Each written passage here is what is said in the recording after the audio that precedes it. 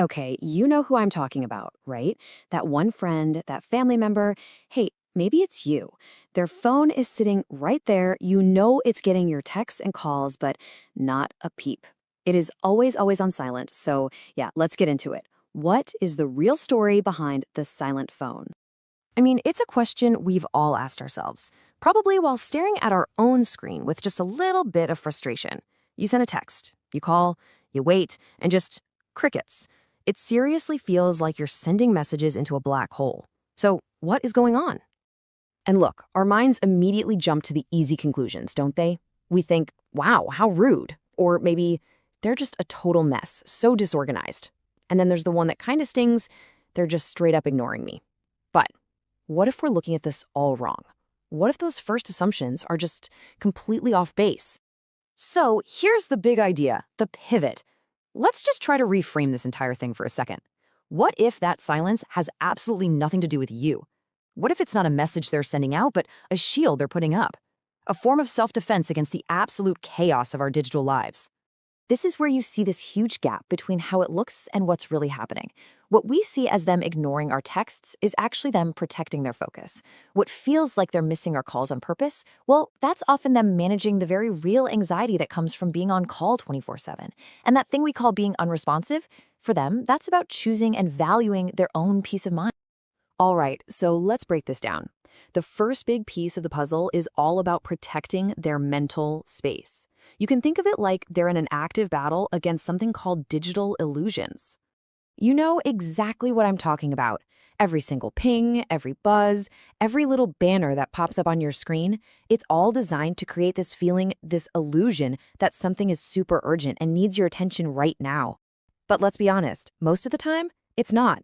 The people who live on silent mode, they're making a conscious choice to just say no thanks to that fake urgency. They're taking back control and deciding for themselves what's actually worth their attention.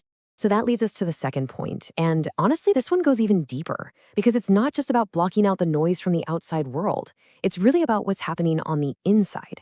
It all comes down to where these people get their sense of worth, their validation. Okay, so there's this really fascinating psychological term for this. It's called an internal locus of evaluation. I know, it's a bit of a mouthful, but what it means is actually pretty simple. Someone with a strong one of these, they don't need the like, they don't need the instant text back. They don't need the notification to feel secure or valued. Their sense of what's right and what's important comes from their own internal compass, not from the random chatter of the digital world.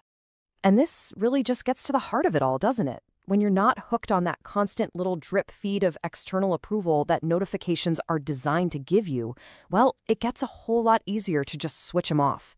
That silence isn't an empty void. It's actually full of self-reliance. Which brings us to our third, and maybe the most fundamental, reason of all. This is a deliberate choice about what actually matters in life. It's kind of like they're rewriting the rules for what it means to be successful or productive in this day and age. Peace over performance. Let that sink in for a second. This has nothing to do with being lazy or not getting things done. Not at all. It's about a massive, radical shift in your values. Adopting a system where your own mental peace, your internal state of calm, is the number one goal. That's the real prize. So, what does that actually look like in the real world? Well, for one, it means you value your own mental calm way more than being constantly connected. It also means you're actively pushing back against that crazy societal pressure to be available like 24/7. And at the end of the day, it's about playing the long game, choosing your long-term well-being over the tiny, short-term buzz of firing back an instant reply. And here's the thing. This isn't just some random personality quirk or a lifestyle choice.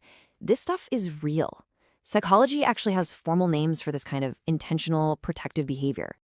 Yeah, when you see it this way, it stops being a habit and becomes a full-on strategy.